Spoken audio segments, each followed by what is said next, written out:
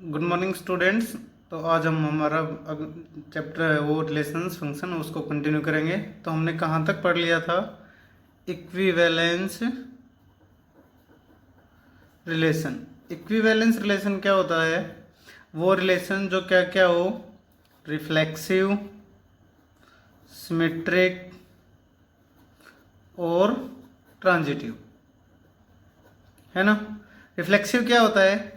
A is connected to A for all A. Symmetric क्या होता है? If A is related to B, then B is related to A. Transitive क्या होता है?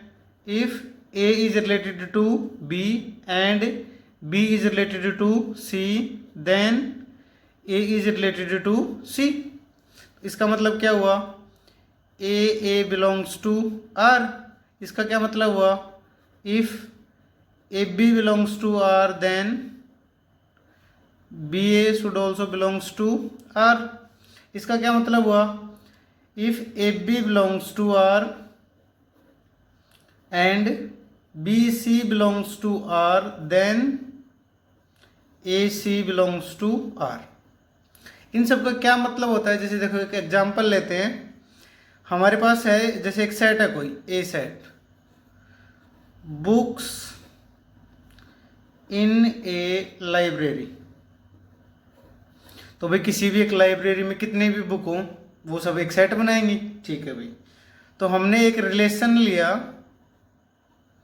Relation का नाम क्या है? आर। कहाँ से कहाँ पे रिलेशन है? ए से ए पे। कहाँ से कहाँ है? ए से ए पे। मतलब इसकी डोमेन भी कौन है? ए, और इसके कोडोमेन भी कौन है? ए, ठीक है।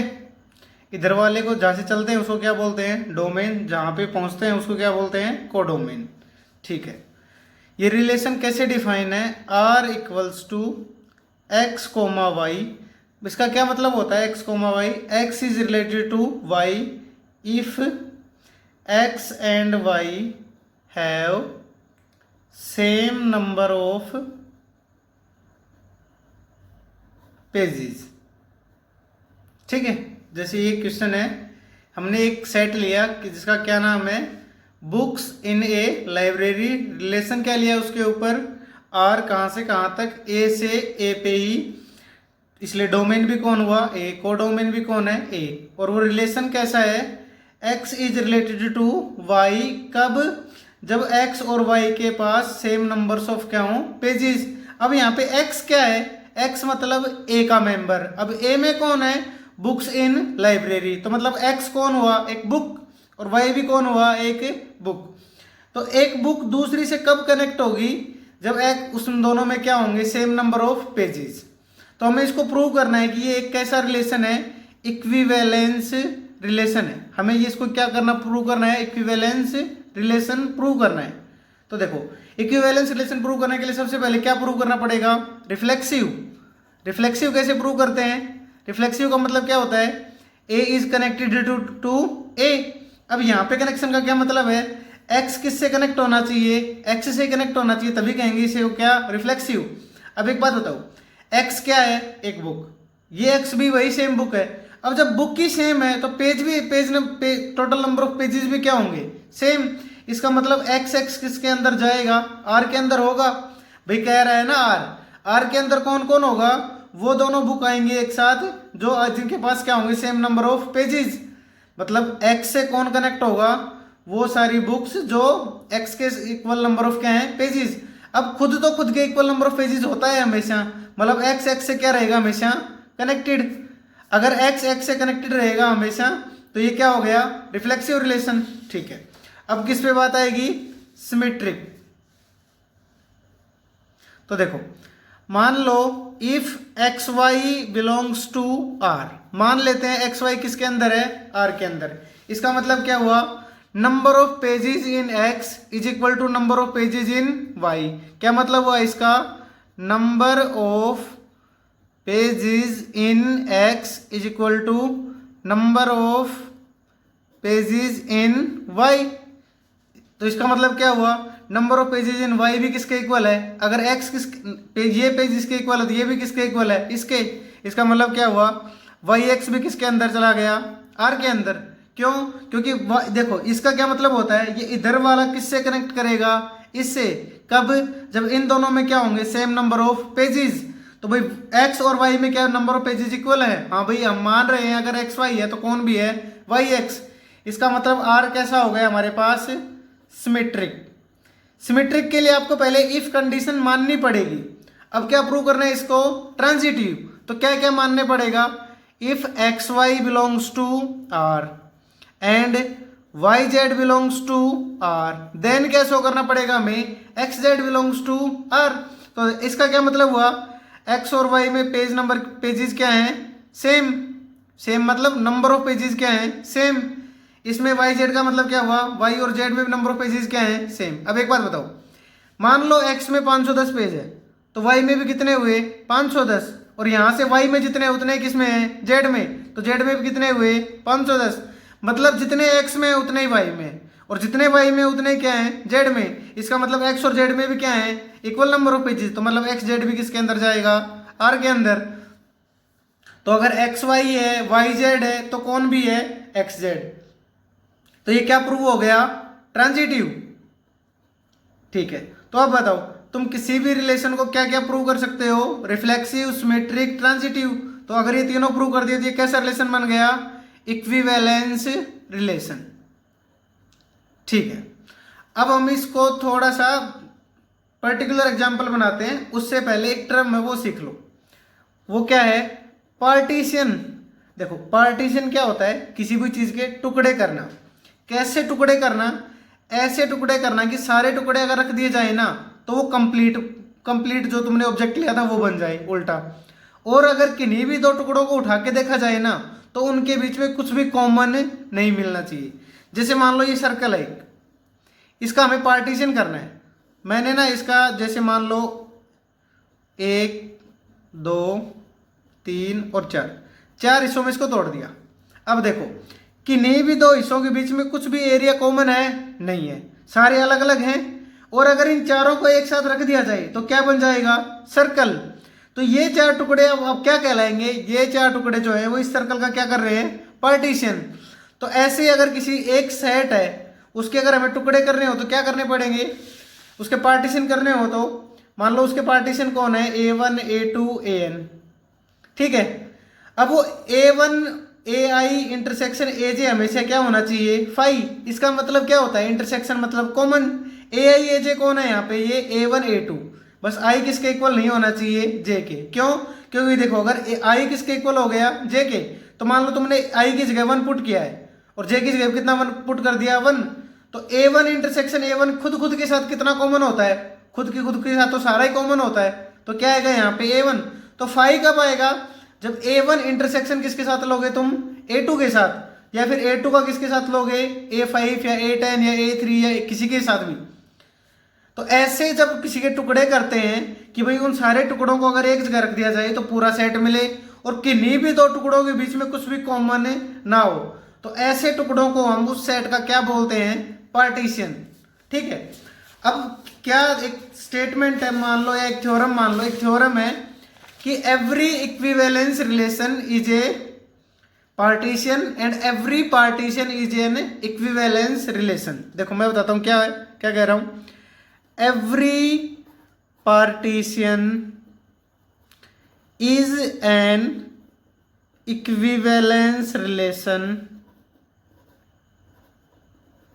On A given set and vice versa. इसका क्या मतलब होता है, मतलब उल्टा ट्रू।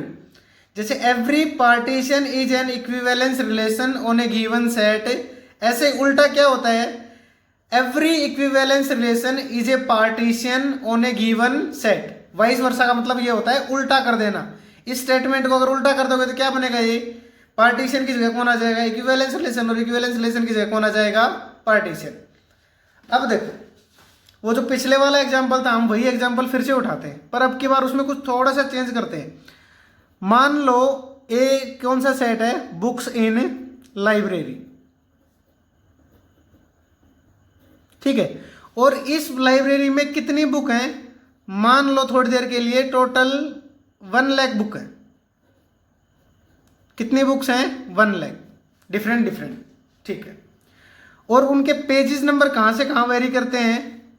मान लो 400 से लेके और 450 तक, ठीक है। अब की बार थोड़ी सी ज़्यादा इन्फॉर्मेशन चाहिए क्योंकि पार्टीशन करना है ना। तो देखो कितनी बुक है हमारे पास अलग अलग? 1 लाख। और पेजेस कहाँ से कहाँ है? किसी में 400 है, किसी में 410 है। तो कम से कम कितने पेज हैं हर एक बुक में? 400। और ज़्यादा से ज़्यादा कितने हो सकते हैं? 450। तो अब देखो हमने अभी अभी प्रूव किया था इक्विवेलेंस रिलेशन है। रिलेशन कौन सा लेना है? पहले X Y such that number of pages in X is equal to number of pages in Y. तो देखो अब ये बताओ ये इक्विवेलेंस रिलेशन है या नहीं है? होगा, अभी अभी प्रूव किया था, चाहे दोबारा सुन लो। एक्स एक्स से रिलेट करेगा, करेगा क्योंकि भाई अगर बुक ही सेम है तो नंबर पेज तो डिफरेंट हो ही नहीं सकते, ठीक है। अगर एक्स वाई है तो वाई एक्स होगा, भाई एक्स वाई का मतलब क्या हुआ? ये दोनों इक्वल है। तो अगर इसको इक्वल को पहले लिख इसको बाद में लिख दो तो क्या फर्क पड़ेगा? कुछ नहीं। तो वाई एक्स भी किसके अंदर है? आर के अंदर। ऐसे ही एक्स वाई वाई जेड मान लो तो एक्स जेड भी किसके अंदर आएगा? आर के अंदर। अब देखो एक टर्म होती है इक्विवेलेंस क्लास। इक्विवेलेंस क्लास का मतलब क्या होता है?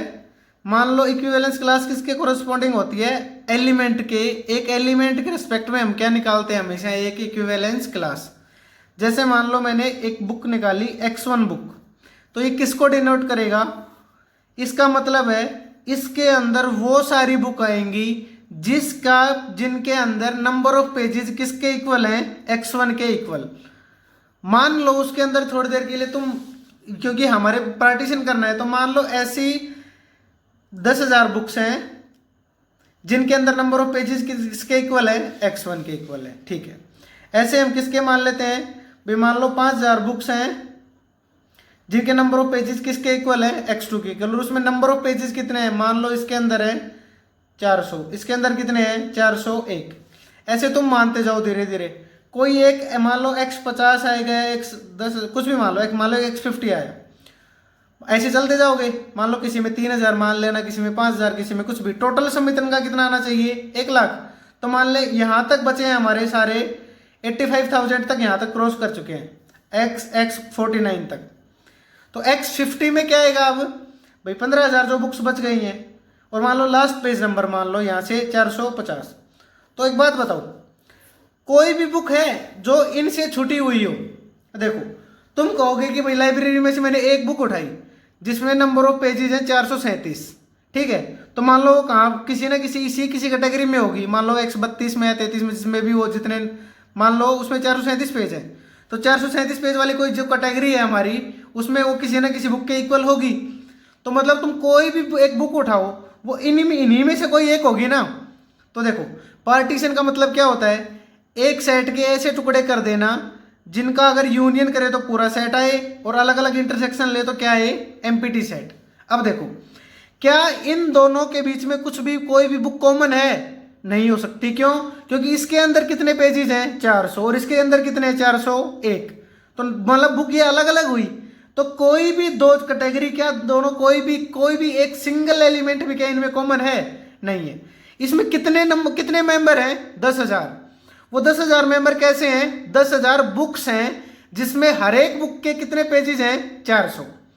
ये 5,000 बुक कौन सी हैं जिसके अंदर कितने पेजेस हैं? हर एक बुक के अंदर 401। ऐसे ही हमारे पास पेज कहाँ से कहाँ वेरी कर रहे थे? 400 से लेके 450 तक।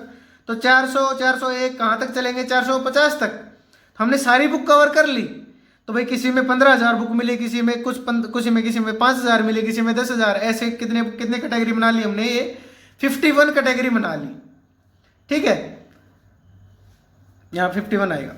तो अब देखो क्या इन 51 चीजों के बीच में कुछ भी कॉमन है? नहीं हो सकता। क्यों नहीं हो सकता? क्योंकि देखो किसी भी बुक के अंदर नंबर ऑफ पेजेस क्या होते हैं? फिक्स। या तो 400 ही होंगे या 401 ही।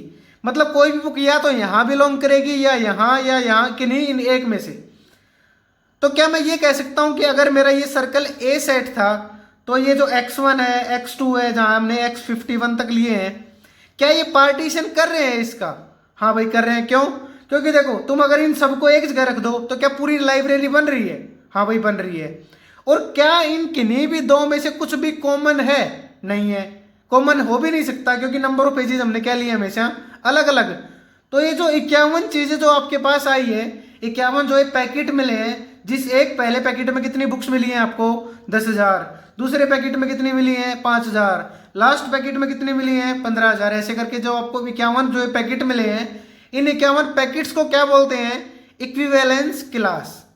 ठीक है, तो देखो क्या इन्होंने पार्टीशन किया? हाँ भाई कर दिया। पार्टीशन का मतलब क्या होता है? सबको जोड़ दो तो वो जो ओरिजिनल सेट था वो मिलना चाहिए।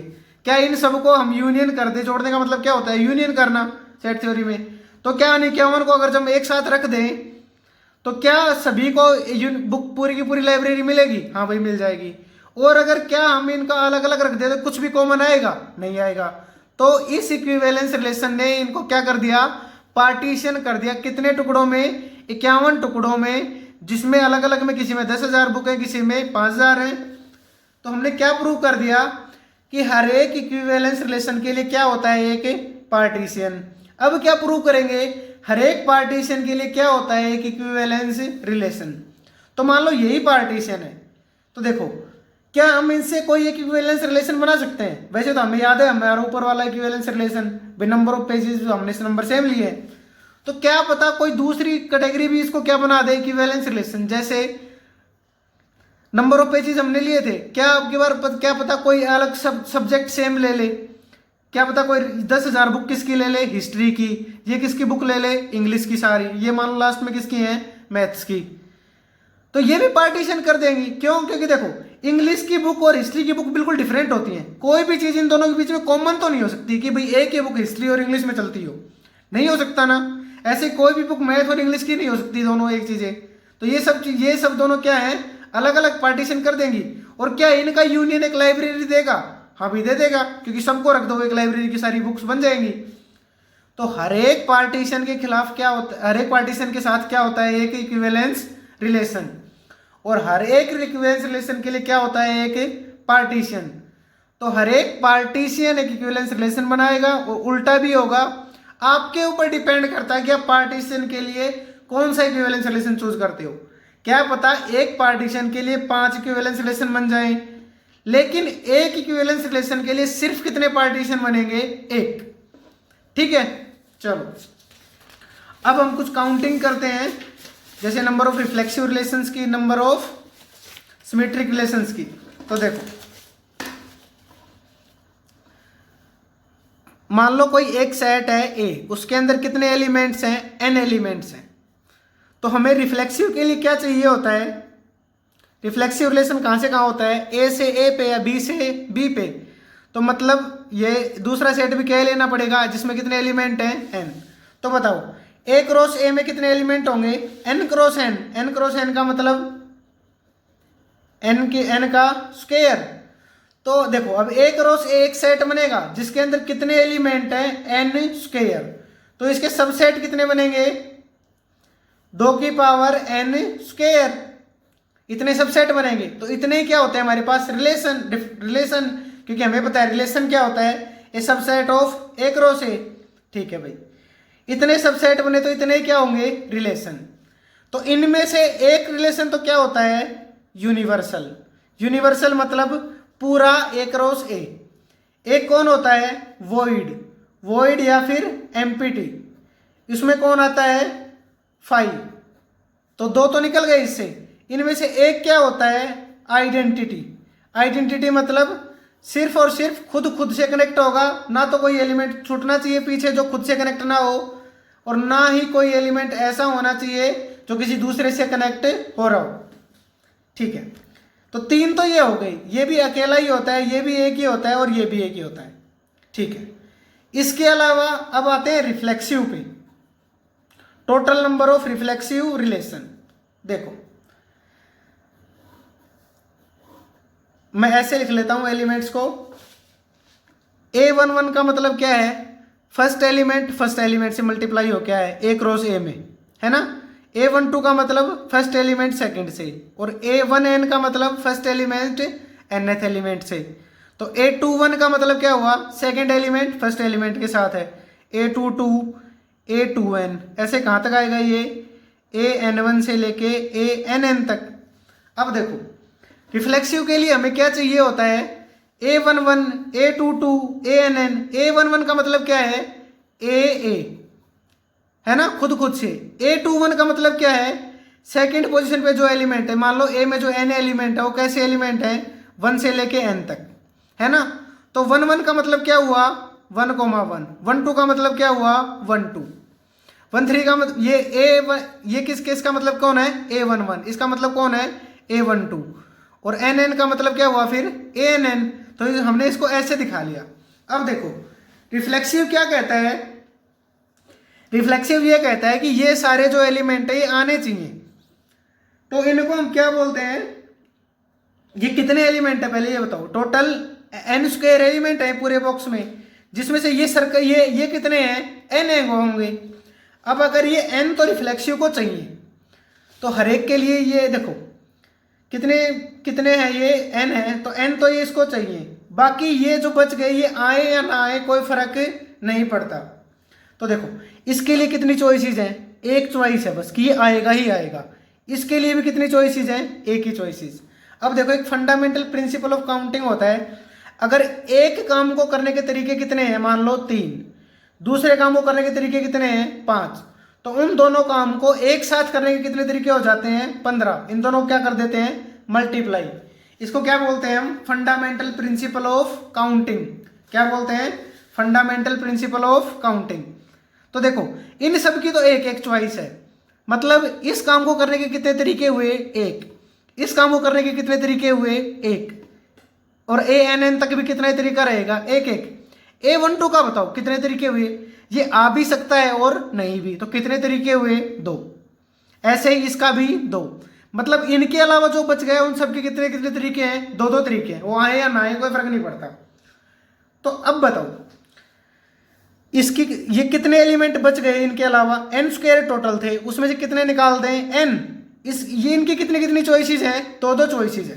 तो देखो n स्क्वायर माइनस n तो एलिमेंट्स हैं, कितने एलिमेंट हैं n स्क्वायर माइनस n, इतने तो जॉब्स हैं, इतने क्या है ये काम है, और हर एक को करने के कितने तरीके हैं, कितने तरीके हैं 2। तो फंडामेंटल प्रिंसिपल ऑफ काउंटिंग क्या कहता है, इनको क्या कर दो मल्टीप्लाई। नहीं देखो हर एक काम को करने के कितने तरीके हैं 2, तो देखो पहले काम को करने के कितने तरीके 2 तरीके, दूसरे काम को करने के कितने तरीके 2 तरीके। ऐसे ये काम कितने हैं n स्क्वायर माइनस n, मतलब कितनी बार है 2 2, n स्क्वायर माइनस n मतलब क्या हुआ 2 की power n square minus n। देखो जॉब्स कितनी है, डिफरेंट जॉब्स कितनी है n स्क्वायर माइनस n, उनको करने के तरीके कितने हैं, हर एक को करने का कितने कितने तरीके हैं 2। तो फंडामेंटल प्रिंसिपल ऑफ काउंटिंग क्या कहता है हमें, जैसे मैंने अभी एग्जांपल बताया था, अगर A कोई जॉब है उसको करने के 2 तरीके, B कोई जॉब है उसको करने के मान लो 2 तरीके, तो A B को करने के कितने तरीके हुए एक साथ 2 गुना 2 4। अगर यहाँ 3 होता तो कितना आता है यहाँ पे 6, यहाँ पे 5 होता तो कितना आता है यहाँ पे 10। अब देखो ए बी की जगह कोई कौन है n स्क्वायर माइनस n, और यहाँ पे 2 5 नहीं है, हर एक को कम करने के कितने तरीके हैं 2 तरीके हैं। तो पहले को भी 2, दूसरे को भी 2, तीसरे को भी 2 इस तरीके। ऐसे कितने कितने एलिमेंट है n स्क्वायर माइनस n, तो 2 गुना 2 गुना 2 गुना 2 कितनी बार n स्क्वायर माइनस n, तो कितने आएंगे 2 की power n square minus n। तो अगर n बाहर लोगे तो क्या आएगा n इंटू n माइनस 1। ठीक है, तो यहाँ तक आज आपको करना है। Thank you.